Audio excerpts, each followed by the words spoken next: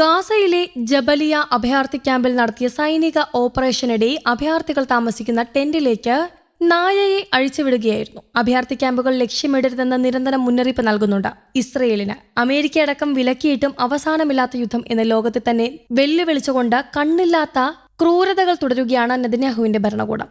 മഹാനാശത്തിന്റെ വക്കിലെത്തിയിരിക്കുന്നു Palestine. ഓരോ ദിവസവും കഴിയുന്തോറും കടുത്ത ക്രൂരതകൾ പുതിയ രീതിയിൽ നിസ്സഹായരായ മനുഷ്യർക്ക് നേരെ പ്രയോഗിക്കുകയാണ് ഇസ്രായേൽ.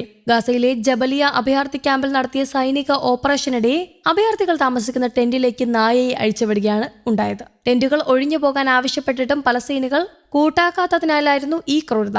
ഒരു ടെന്റിൽ ഉറങ്ങിക്കിടക്കുകയായിരുന്ന വയോധികയെ നായ ആക്രമിക്കുന്നതിന്റെ ദൃശ്യങ്ങൾ അൽ ജസീറ പുറത്തുവിട്ടു. ദൗലത്ത് അബ്ദുള്ള അൽ തനാനി എന്ന വയോധികയാണ് ഇസ്രയേലിന്റെ സൈനിക നായ ആക്രമിച്ചത്. ടെന്റ് ഉപേക്ഷിച്ച് പോകാൻ ഇസ്രയേൽ സേന ഭീഷണിപ്പെടുത്തിയെങ്കിലും താൻ അതിന് കൂട്ടാക്കിയില്ല എന്ന് ദൗലത്ത് പറയുന്നു. ആകെയുള്ള കിടപ്പാടം ഉപേക്ഷിച്ചു പോകാൻ ഞാൻ തയ്യാറായിരുന്നില്ല. അതുകൊണ്ട് ഇസ്രയേൽ സൈന്യം എന്റെ നേർക്ക് ഒരു നായയെ അഴിച്ചുവിട്ടു. ഉറങ്ങിക്കിടക്കുമ്പോഴാണ് അത് ടെന്റിലേക്ക് ചാടിക്കയറിയത്. എന്നെ കടിച്ചു വലിച്ച് ടെന്റിന് പുറത്തു കൊണ്ടുവന്നു. സംഭവം അൽ ജസീറയോട് വിവരിക്കുമ്പോൾ ഭയം ദൗലത്തിന്റെ കണ്ണുകളിൽ നിന്ന് വിട്ടുമാറിയിരുന്നില്ല. നായയുടെ ആക്രമണത്തിൽ ദൗലത്തിന്റെ കൈക്ക് ഗുരുതരമായ പരിക്കേറ്റു. എന്നാൽ ചികിത്സിക്കാൻ യാതൊരു വഴിയുമില്ല. കാരണം ആശുപത്രികളെല്ലാം എന്നേ അടച്ചുപൂട്ടിയിരുന്നു. ഉണങ്ങാത്ത മുറിവുമായി ഇടിഞ്ഞു പൊളിയാറായ ടെന്റിൽ തന്നെ തുടരുകയാണ് ദൗലത്ത് ഇപ്പോൾ. ഭയാനകമാണ് ഈ സ്ഥിതി. ജബാലിയയിൽ അഭയാർത്ഥി ക്യാമ്പുകളുടെ ഭൂരിഭാഗവും ആഴ്ചകൾക്ക് മുൻപ് തന്നെ ഇസ്രയേൽ തകർത്തു കളഞ്ഞിരുന്നു. ഹമാസിന്റെ നിയന്ത്രണത്തിലാണെന്ന വാദം ഉന്നയിച്ചുകൊണ്ടാണ് കണ്ണിൽ കാണുന്നതൊക്കെ സൈന്യം നശിപ്പിച്ചു കളയുന്നതെന്ന് പ്രദേശവാസികൾ പറഞ്ഞു. ഒരു കാലത്ത് 100,000-ലധികം ആളുകൾ താമസിക്കുന്ന പ്രദേശമായിരുന്നു ഇത്. ഇന്നത് കരിഞ്ഞ അവശിഷ്ടങ്ങളുടെ കൂമ്പാരം മാത്രമാണ്. ഇവിടുത്തെ തെരുവുകളിൽ കാണാനാവുന്നത് ഇത് തന്നെയാണ്. ഭൂരിഭാഗം ആളുകളും സ്വന്തം വീടടക്കം ഉപേക്ഷിച്ചു പോയി. വളരെ കുറച്ച് ആളുകൾ മാത്രം ഇവിടെ തുടരുന്നു. നിരന്തരം ഇസ്രയേലിന്റെ ഭീഷണികൾക്കും ക്രൂരതകൾക്കും ഇരയായിക്കൊണ്ട് തൊട്ടടുത്ത നിമിഷം ജീവൻ നഷ്ടമായേക്കുമെന്ന പൂർണ്ണ ബോധ്യത്തോടെ.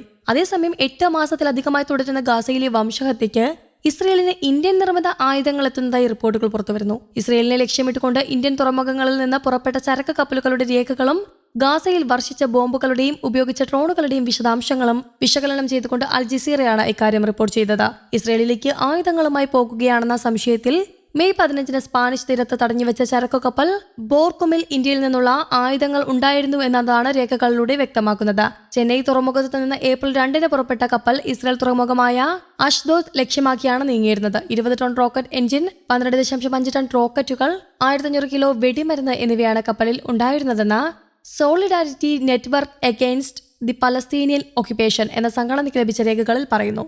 ഗാസയിലെ നുസൈറത്ത് അഭയാർത്ഥി ക്യാമ്പിന് നേരെ ഇസ്രയേൽ നടത്തിയ ആക്രമണത്തിന് ശേഷം ലഭിച്ച മിസൈലിന്റെ അവശിഷ്ടങ്ങൾ മെയ്ഡ് ഇൻ ഇന്ത്യ എന്ന് രേഖപ്പെടുത്തിയ വീഡിയോ പുറത്തുവന്നതും സംശയം ബലപ്പെടുത്തുന്നതാണ്. ഇസ്രയേലി ആയുധ കമ്പനികൾക്ക് റോക്കറ്റ് മോട്ടോറുകളും മിസൈൽ ഭാഗങ്ങളും നിർമ്മിക്കുന്നത് ഇന്ത്യൻ കമ്പനികളാണ്. ഇസ്രയേലിൽ നിന്ന് വൻ തുകയ്ക്കുള്ള കയറ്റുമതി ഓർഡർ ലഭിച്ചെന്ന് ഇന്ത്യൻ കമ്പനി മേധാവിയും വെളിപ്പെടുത്തിയിരുന്നു. News desk Kerala Kaumudi.